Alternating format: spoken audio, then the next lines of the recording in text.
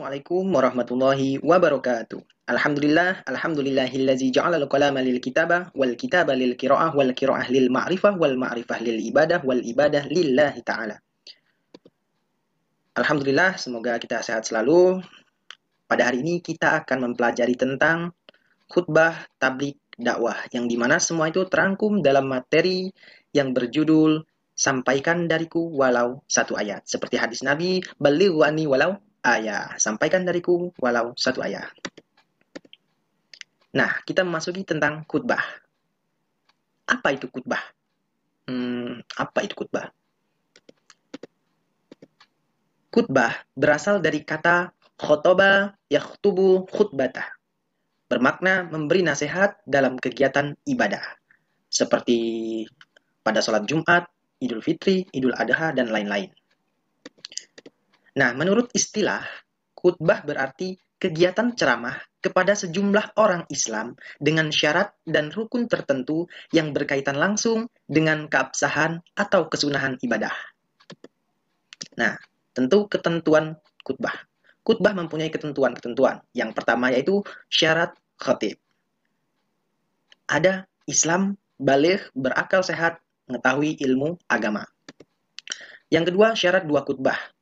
Khutbah dilaksanakan sesudah masuk waktu zuhur. Khatib duduk di antara dua khutbah. Khutbah diucapkan dengan suara yang keras dan jelas, kemudian tertib.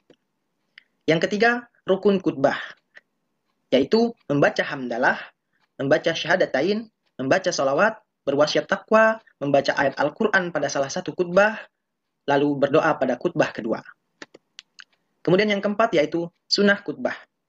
Khatib berdiri ketika khutbah, mengawali khutbah dengan memberi salam. Khutbah hendak jelas, mudah dipahami, tidak terlalu panjang. Khatib menghadap jamaah ketika khutbah, menertibkan rukun khutbah, membaca surat Al-Ikhlas ketika duduk di antara dua khutbah. Kemudian tabligh. Apa itu tabligh? Tabligh menurut bahasa yaitu balagho ya balaghon tabligho, yang artinya menyampaikan atau memberi tahu dengan lisan.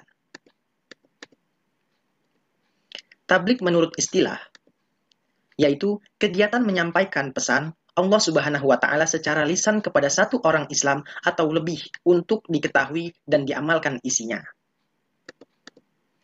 Ketentuan tabligh. Tentu tabligh mempunyai ketentuan-ketentuan seperti halnya khutbah. Tabligh artinya menyampaikan. Orang yang menyampaikan disebut dengan mubaligh.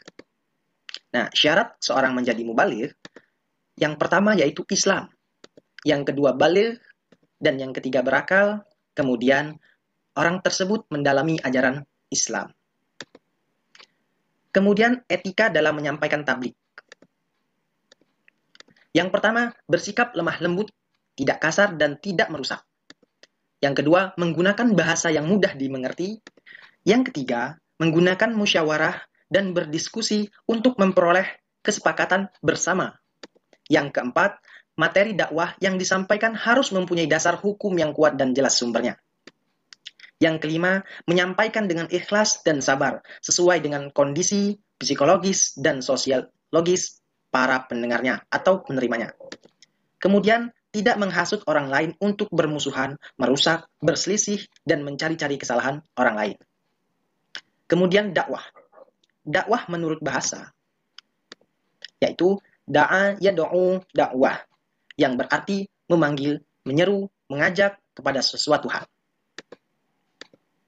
Dakwah menurut istilah, yaitu dakwah adalah kegiatan mengajak orang lain, seorang atau lebih ke jalan Allah Subhanahu wa Ta'ala. Ketentuan dakwah. Dakwah artinya mengajak.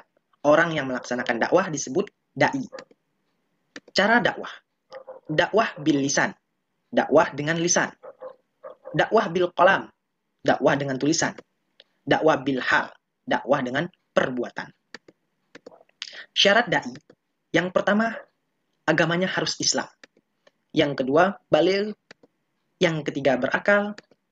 Yang keempat, mendalami ajaran Islam. Etika dalam berdakwah. Dakwah dilaksanakan dengan hikmah, yaitu ucapan yang jelas, tegas, dan sikap yang bijaksana. Dakwah dilaksanakan dengan memberi contoh yang baik atau uswatun hasanah. Dakwah dilakukan dengan mauzatul hasanah atau nasihat yang baik, yaitu cara persuasif tanpa kekerasan dan edukatif, memberikan pengajaran.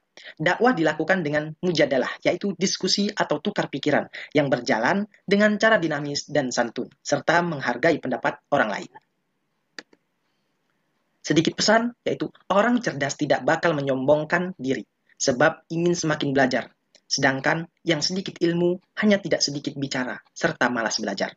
Wassalamualaikum warahmatullahi wabarakatuh.